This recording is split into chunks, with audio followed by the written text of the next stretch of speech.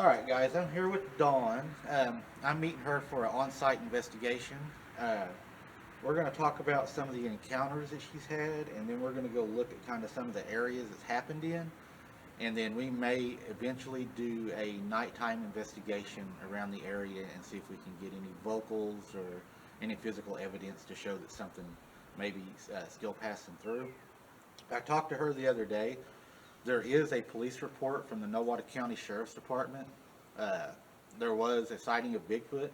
The sheriff and the undersheriff both are in the report, and they did fire at the creature. So the area she's in has professional support of a creature being present. And we're going to see what she's seen and kind of go over a little bit of what she's told me. Uh, You seen one you said was black and white and it had a white butt. Yeah, white butt. Okay, tell us about that one. Okay, it was a day exactly like this, with bright and sunny, and my mom and I were looking for my sister's cat, and she still lives in the same house as she does now, and we were going up a street, and my mom was to my right, and I'm always looking around and everything. And she was talking, so I didn't really, didn't want to interrupt her, but I saw this creature sitting on top of a house, and it was facing away from me, so I didn't see its face, so I don't know what kind of animal it was. Right. And I wanted to interrupt her and tell her, Mom, look over there, so I'd have a witness, but before I could, the creature stood up on two legs, and that's when I saw its white butt. It was all black. And then it just jumped off the second story, and I didn't hear any kind of a thud or Kind of like a cat would jump off something, like it was graceful. yeah, very graceful. Yeah, but the house sits alone on an entire block full of trees and underbrush, and the brush now is a little bit lower than it was back then, but it was full of birds, but none of the birds were chirping. It was Quiet. Dead quiet. So Yeah, so that- that's what startled me. Yeah. That quietness everybody talks about. Yeah, and I got really scared, so I told Mom. She goes, "Well, I didn't see or hear anything." I said, "Of course not, Mom. You were looking down at the ground while you were talking." Right. A lot of people have a habit of looking down when they walk or when they're out and about. Instead of, I do that a lot too. I look down. I probably should have done more. Yeah, me too. Yeah. And you've also had what items at your house have been moved around outside? Yes. I bought a few months ago. I bought a plaque from a store in Oologah that said Bigfoot was here, and I placed it symmetrically even with this thing, and then I noticed it was moved several inches this way to the left. So I moved it back, and it hasn't moved since.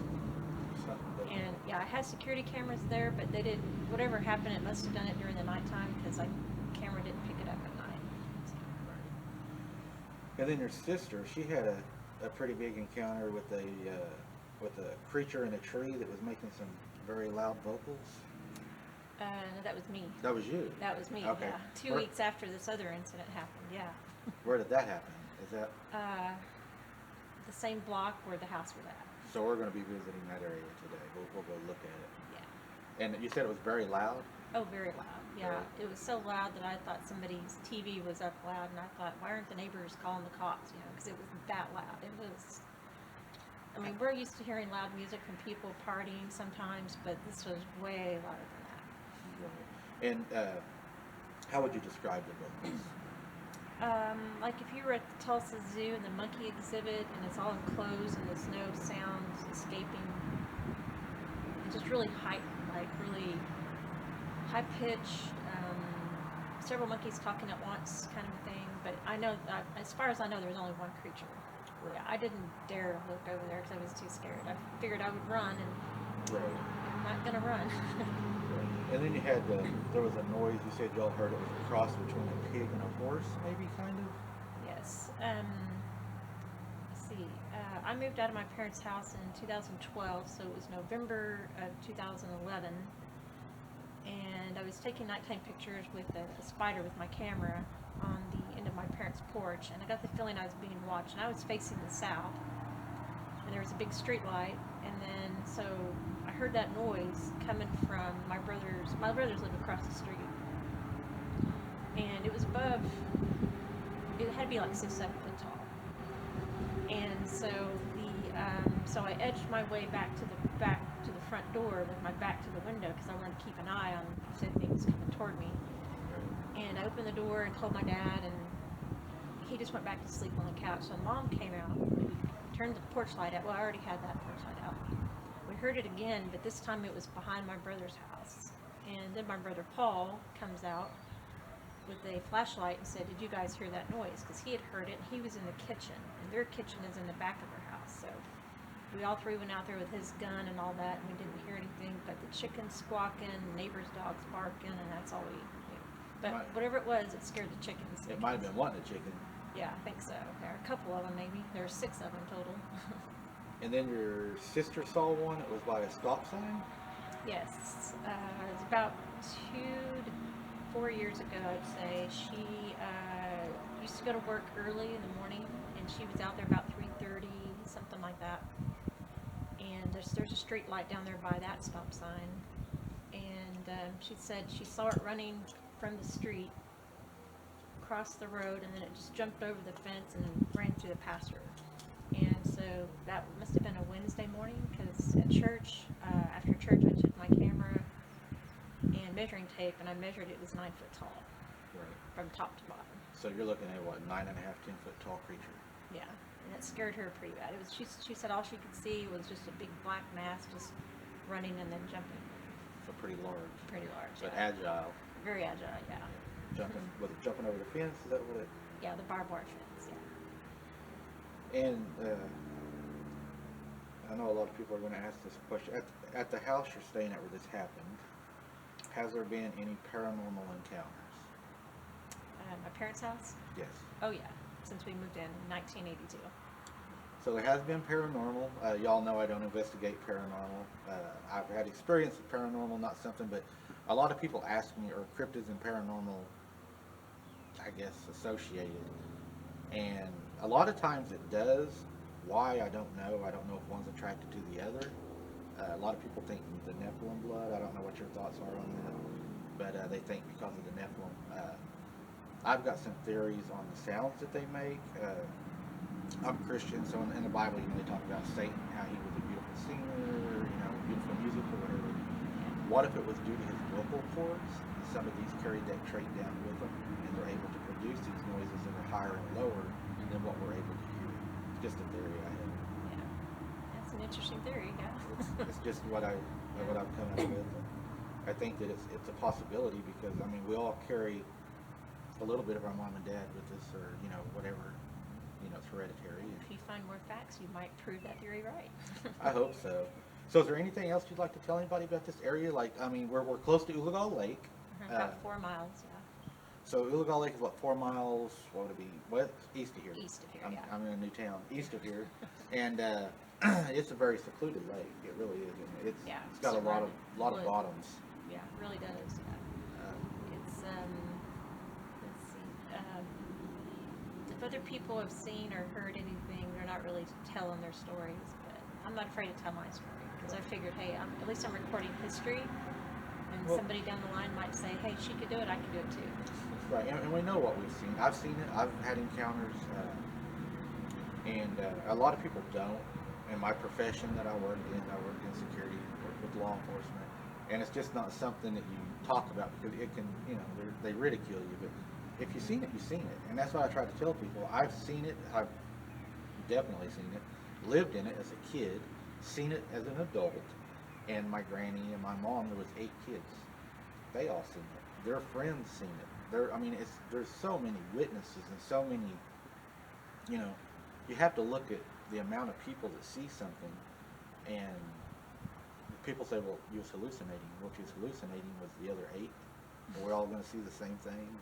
I don't think so. Yeah, we don't do the drugs. So, right. Yeah. So or the drinking. Yeah. Right. That's the way I am. I don't drink, do the drugs. We do a toast every now and then to the people, and that's as far as I get.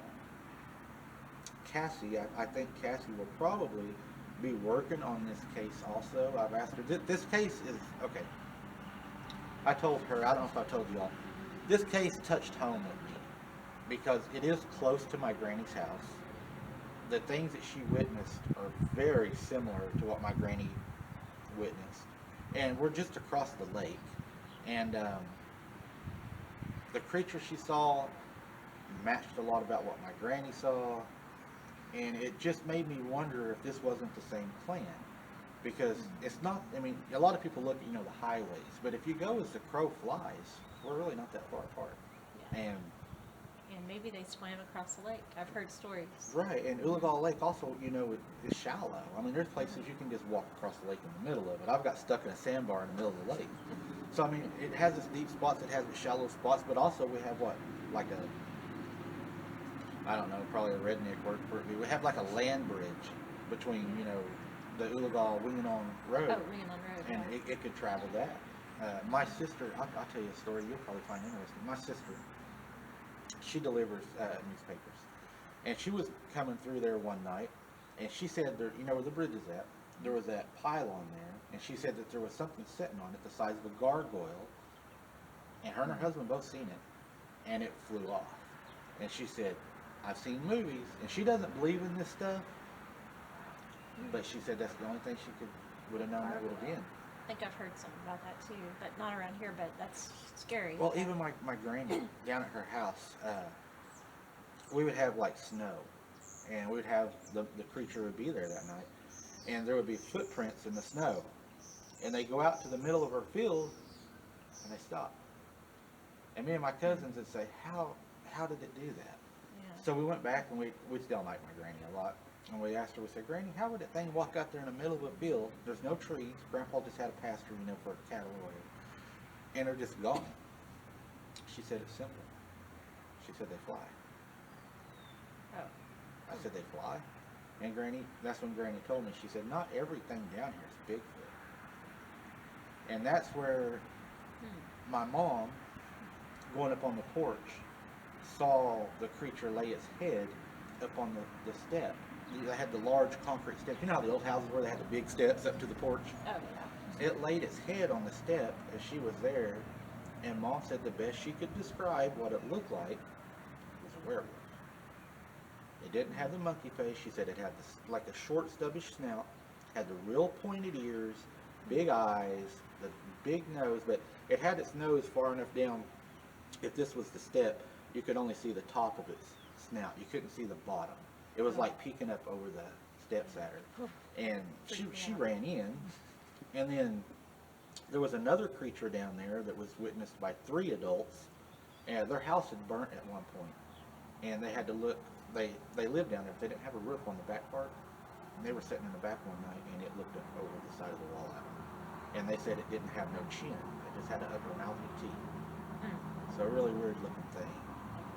And then one of my crazy encounters was playing hide and go seek one night, which was something we did a lot down there. And we had a big tree like the one over there, and that was base, and it was right in the front yard, right by the yard light. And everybody was hiding, and I went out behind the house, behind Grandpa's little shed, and my older cousin I thought was below me, and I'm like, they won't find us here, And in a weird, gruff voice it says, I know, they never find me here. And I look up to the front porch, and my cousin's standing up there. And I remember I ran into the back door of the house. I was frightened. I was probably 12, 13 years old, and just in tears because whatever this was sitting right beside me talking to me. And I don't know if you've seen the video I done about the 50 years later, about the friend that witnessed it at the back of the house.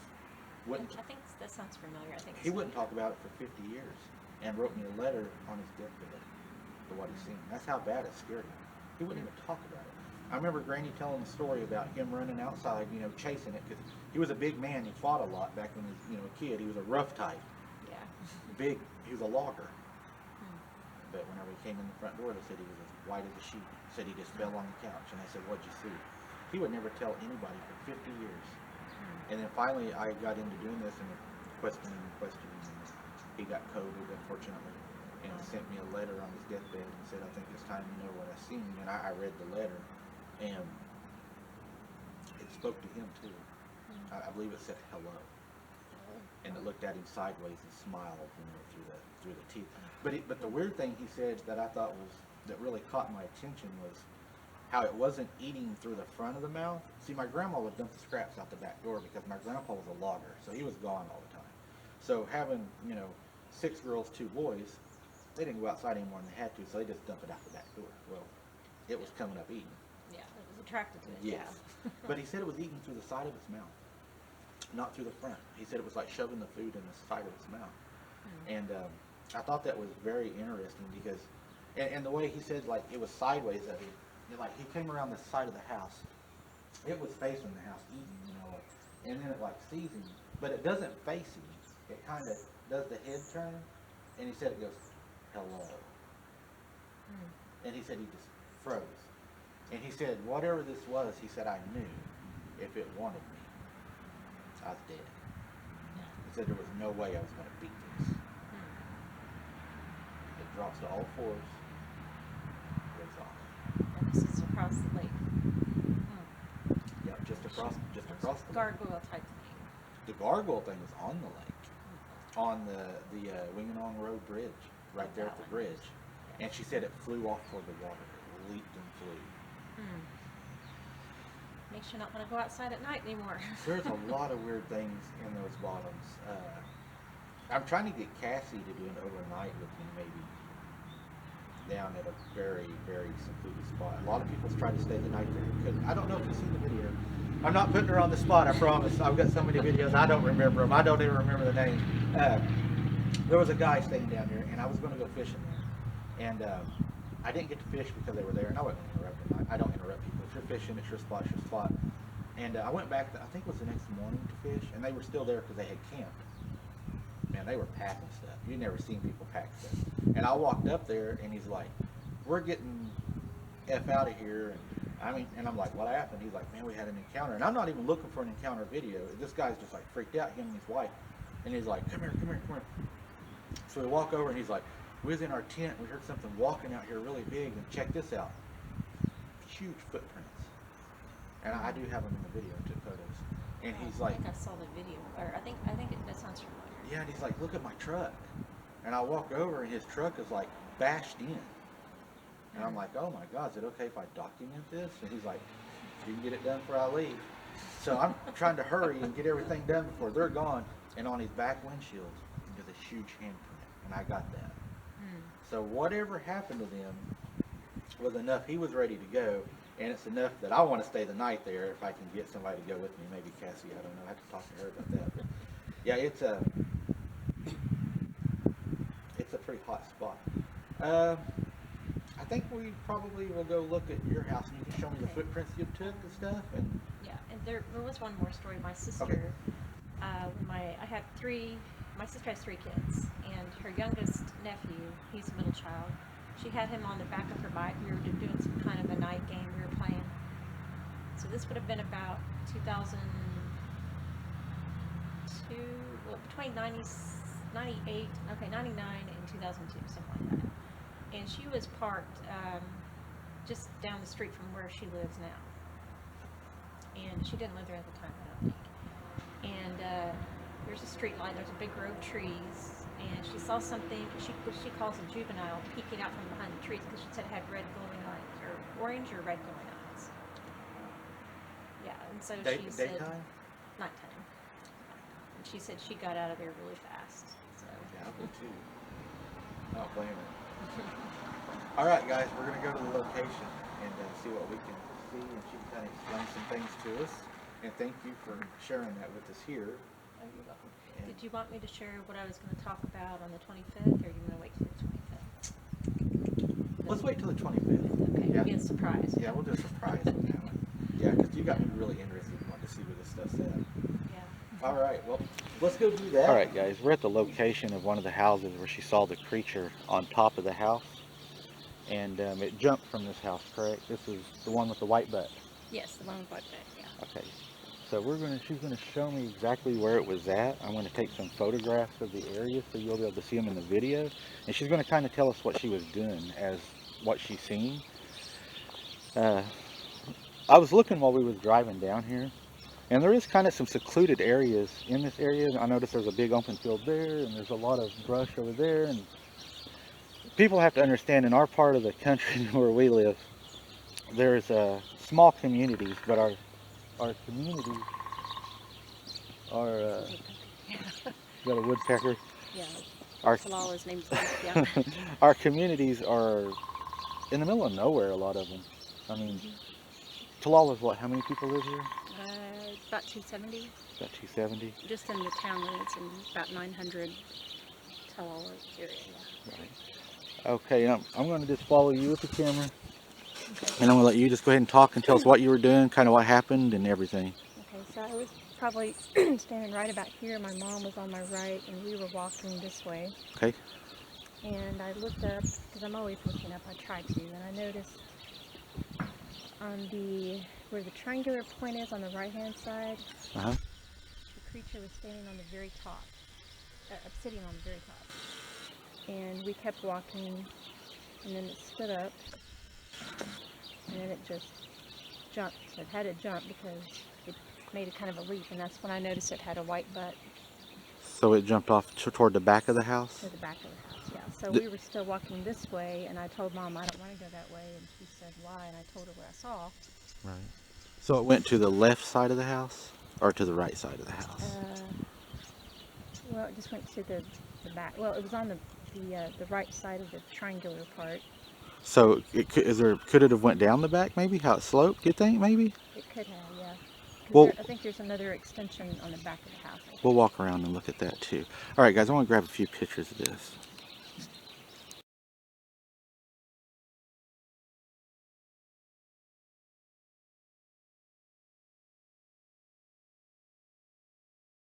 All right, guys, I'm at the side of the house. She said it went down off of this side. I think the reason she may not have heard anything is it could have went to the addition in the back and maybe slid down.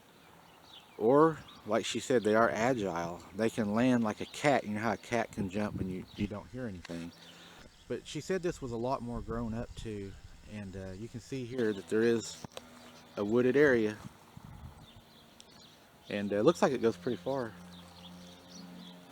So, I mean, there's plenty of room here for something to come up into. Was somebody living in the home at that time? Do you know?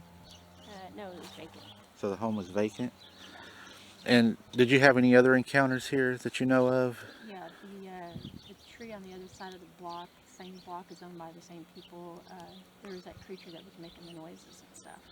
Okay, let's go look at that tree and see kind of what that area looks like. All right, guys, this is going to be the second place to where she saw the creature. It's on the same property pretty much as the two-story house, so probably the same creature that she saw.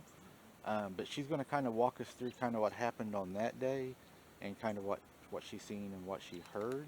So I'm going to go ahead and we're going to follow her and I'll let her explain kind of what happened that day. Okay, I was walking and had flip-flops on. It was probably late spring or early spring, late fall, but it was a warm night. But the sun was going down, so it was about dusk. And further down the street, I was hearing these loud monkey noises. And so I got up to right about here, and that's when I thought, well, maybe it's this house over here that had their TV up really loud. The trailer house, it's kind of beige color. But when I got right about here, it kind of quit. But I could tell the noise was to my right, and I did not want to look up to this tree right here, because I'm pretty sure that was the tree. This large tree.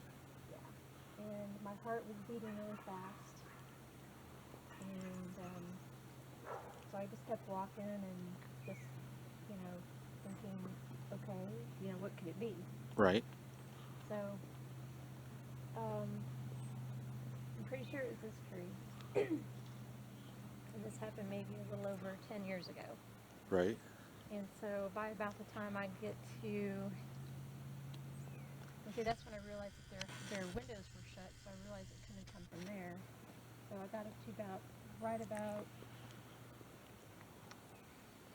over here, and that's when it started up again after it was quiet for a while. And then I just really walked as fast as I could, and I could hear it going all the way down the street and back to the church where I was at. So it probably followed you from this large tree here, and then followed you all the way through here and around this corner down here. Yeah, So it was probably following you. definitely its eyes were following me because it was watching me, and I guess it thought maybe I was a threat to it. And then Right. whenever I didn't go advance toward it, because I'm not that stupid. Right, right. Yeah, you don't never want to go Yeah, yeah, toward a I was. predator, and I do think they're predators. I do believe that they're not safe. Some people's going to disagree with me on this film that I say they're not safe, but I don't believe they're safe. I don't either. But I don't believe any wild animal is safe. I believe that they all have they can act unexpectedly. I mean, you may not. That's just the wild nature of them. They say, a lot of people raise lions and they say, oh, they're tame, they're tame, they're tame, and then they get ate by them. There's always that wild part that you can't never get out of them. And if they're, like we talked about, if they are Nephilim and they do have a higher intelligence, then they're not hunting us on the same plane as a animal. They have human skill, which would allow them to be able to set traps, to have a kill zone, to a whole different way of thinking, which is scary, because if they have that human aspect and that human thought process, that to me makes them an even deadlier creature, because even the military says the most dangerous creature you can hunt in the woods is a man. So, all right, so where are we headed to next? My brother's house. Her brother's house. We will catch you there. Sister had an encounter? Okay. Yeah, she was on her bicycle at night, and over here on this pole, she was underneath this pole hiding. Somewhere along, well, she was by the fence. There used to be a barbed wire fence through here. There's lots of cows. And one of these trees, she never really told me which tree it was, but you got two big ones here and smaller ones here. And she said something was peeking out from behind her. And these cows are skittish. They always run away, so she knew it wasn't a cow. And she said she could see its head. It was standing on two legs, and it had like red or orange eyes glowing. And this property used to be where the Talala public schools used to be back in the 1800s to at least the 1960s, or 1960s. And so you could see farmland, ranch land all the way back in there. And she got scared that night, and my nephew was getting fussy, so she figured he might have sent something too, so she ended up quitting the game because she was that scared. Wow. So it's just watching her from behind the trees. Yeah, pretty close, because she was as far to the fence as you can get, like this sidewalk, I want to say, right about where the fence was. Right. Yeah. And also, guys, just a reference, the two-story house is right here behind us. Same property where all the encounters are happening. And you can see it's pretty grown up on the back side of the property also. Even this being the middle of winter, your view is still obscured by overgrowth and, we got some evergreens in there, or a woodpecker in there. Yeah. That's what Talala's named for, red-headed woodpeckers. You can tell. But same property, guys, same encounters is all happening within this block, and I'm wondering if this maybe isn't like the entrance to where they're coming in from and then moving up to this house, or what the interest in this house would be, or if it's just there's cover and they can watch from there, scraps, there's houses in the area, maybe cats and stuff, maybe something, I don't know. We had a lot of cat deaths before too. There- One year, like maybe 20 stray cats been killed in weird positions and stuff. Okay, I thought maybe it was hunting something in And some town. missing. One of them, actually, my cat died July 13th, 2001, when I was still living at my parents', and the girls down the street said they saw a big black thing hunched over it. Yeah. So when we examined it, of course I was heartbroken. She didn't have any gut spilled, but she had 3 like lines going down from her chest all the way down to her belly in a straight line. You know, when an animal's being attacked, they're going to squirm, so the marks aren't going to be straight. But it's like something held her and then scratched her, and it was That's very probably why it's in here. It probably found a food source. Cats and things like that, they will eat that stuff.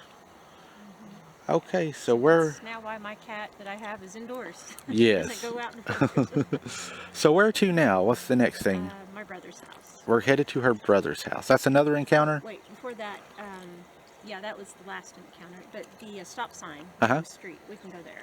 Okay, we're gonna go to the stop sign now, guys, where they saw it, the 9.5, 10-foot one, right? Right. Okay, that's where we're gonna head now, guys.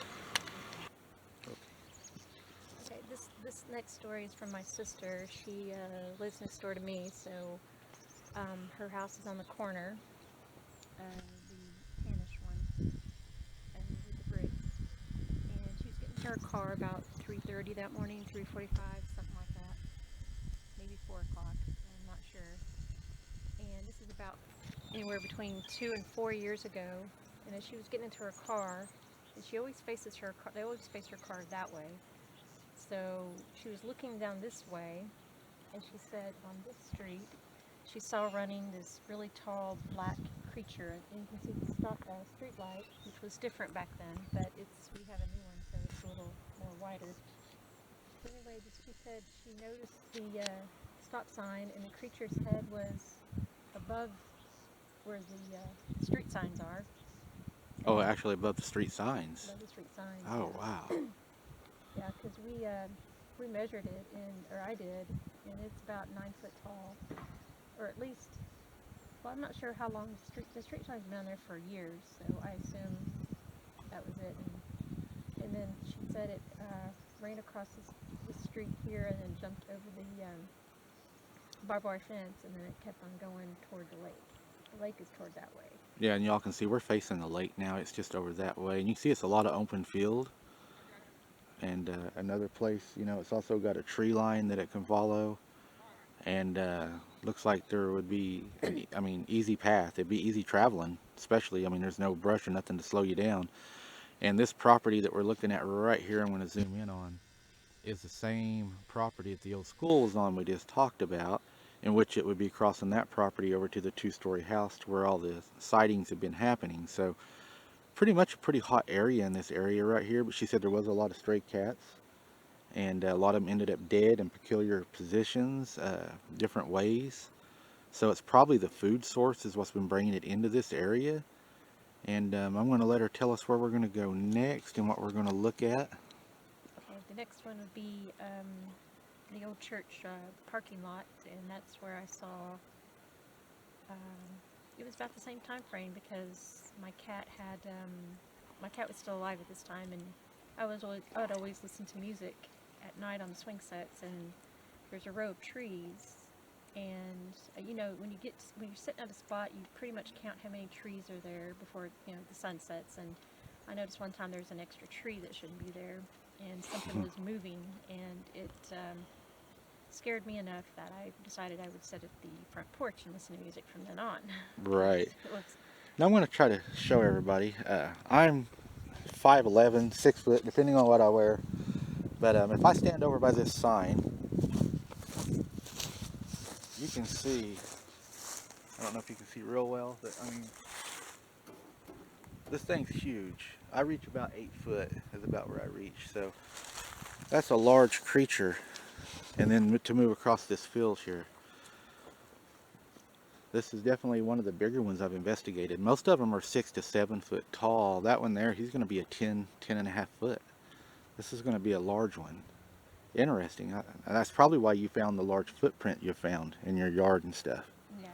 Oh, over here, yeah. That's where, yeah, because I think it was... Had large ones here too in the grass. Just indentions in the grass, yeah. How big would you have guessed them to be in this area?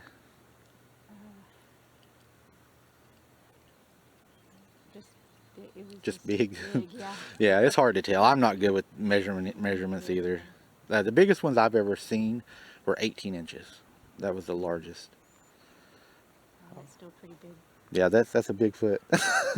Yeah, Literally. Literally a Bigfoot, yeah. All right, guys, we're gonna head to the next place. So, okay, this is the old Baptist church. It used to be our Christian Academy school. And usually after school, I would eat dinner, help out with chores, whatever, and then sit over here on the swings. And these are new swings my brothers put in not too long ago. But there was like a total of 6 swings. And at that time, my brothers did not live here, but there was an old lady that lived here, and there was like a wooden fence and a bunch of trees. And I would usually face the house, You face this house here? Yes, yeah, I would face that house there. And my cat at the time would usually jump on my lap and fall asleep while I was listening to music, looking at the stars. It was kind of hard to look at the stars with look at the top of trees blooming and stuff. And anyway, lightning hit that tree not too long ago, so that might not be a tree to examine. But there used to be this really huge tree right here. I mean, so huge. The ice storm of '07 took it out. Uh-huh. But and so there was, let's see, there's several more trees along this lake here. So as I was sitting here at dark, the tree, the two trees that were in between this tree and this tree, there was 3 or 4 maybe. There was always something standing there watching me, and I kept thinking it was, you know, your mind plays tricks on you when you're at night and you don't have a lot of light source, so I'd move my eyes over this way and kind of look out the corner of my eye, and I could see it moving. And that would really freak me out. So I was like, okay, I said, from now on I'm going to sit on my porch and listen to music or my parents' cars or something. But something of interest was when my brothers bought the house in, I want to say it was 2005. The lady that sold it to him, I just remember this as we were looking, in that metal shed back there, she had stepped on what she called human crap, but it might have been a Sasquatch. Right. So she had to throw her shoes away, and she told him to be careful going out there. And I thought, well, that's a weird thing to say, you know. Right. And then, A lot of people know, they just won't talk about it. Like you said, they are afraid of ridicule. yeah.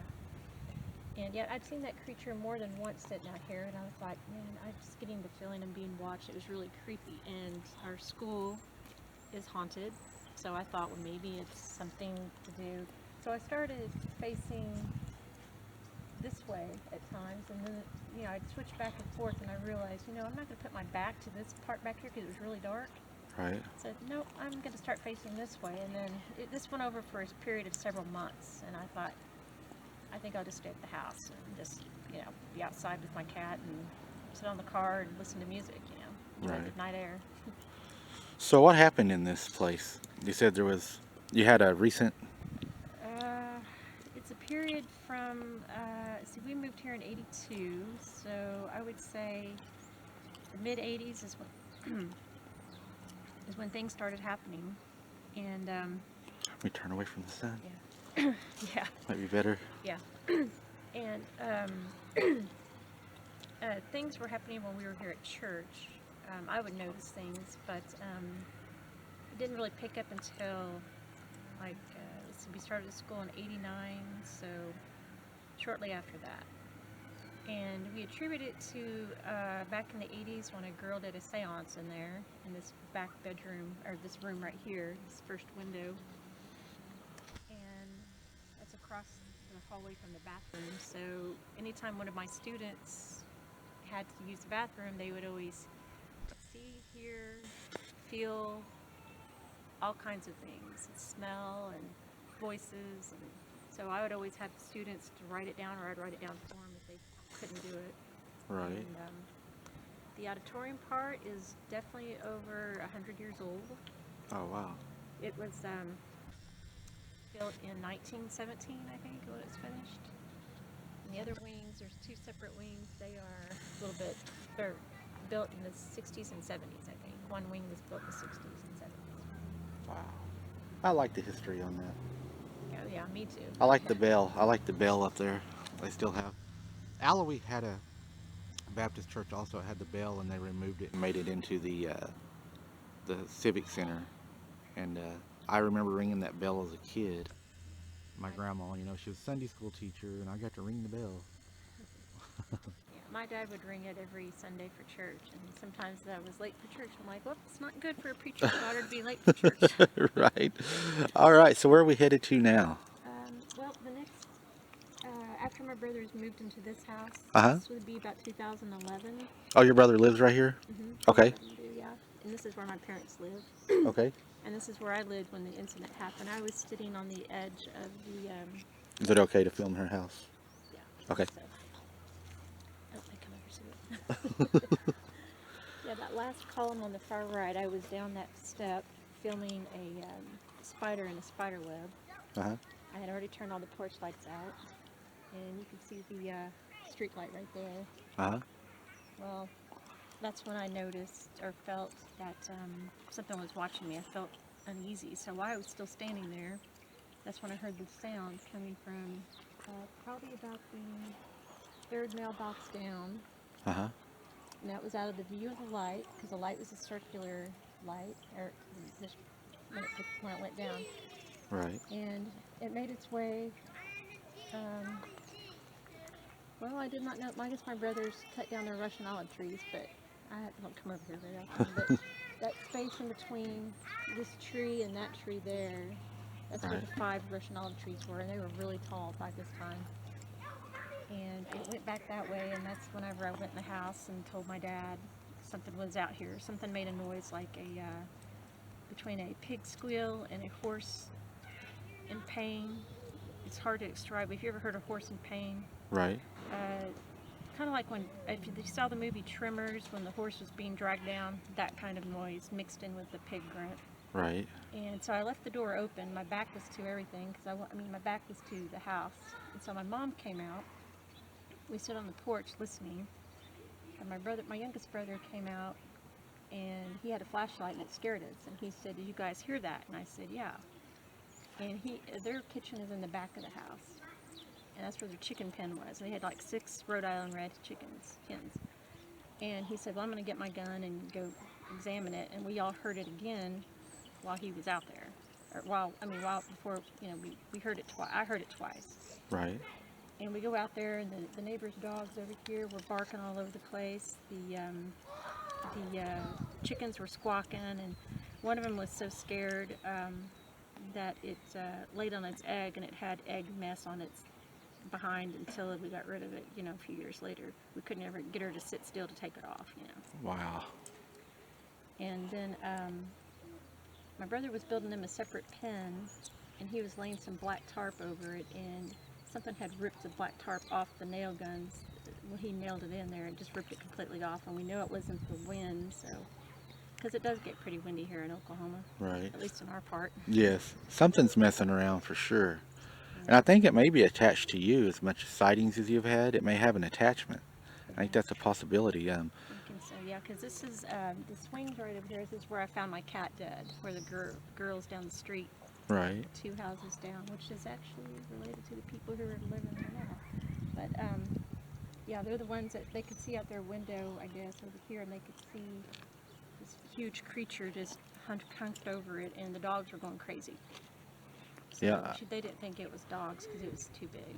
And I think they said it was kind of foggy, so I did get permission to question them because their mother was a friend of mine, and she, the girls just said, it was just something large and big and making a lot of growling noises, so I'm not sure. But the way she died was 3 stripes down her belly, from her neck down, and no gut spilt, no blood spilt. So I tried to feel of her neck, but I'm not a vet, so I didn't know if it was broken or not. Right. Okay, so where to now?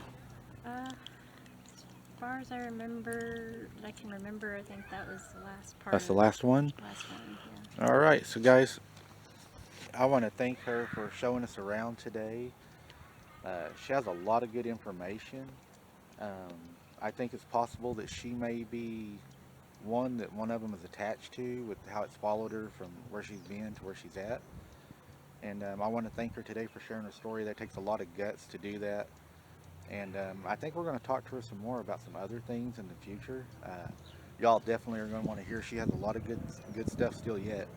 And I look forward to talking to her in the future and doing some more videos. And also, she has wrote some books, and you do jewelry, right? Jewelry, photography, painting, history, you name it, I do it almost. I don't sew.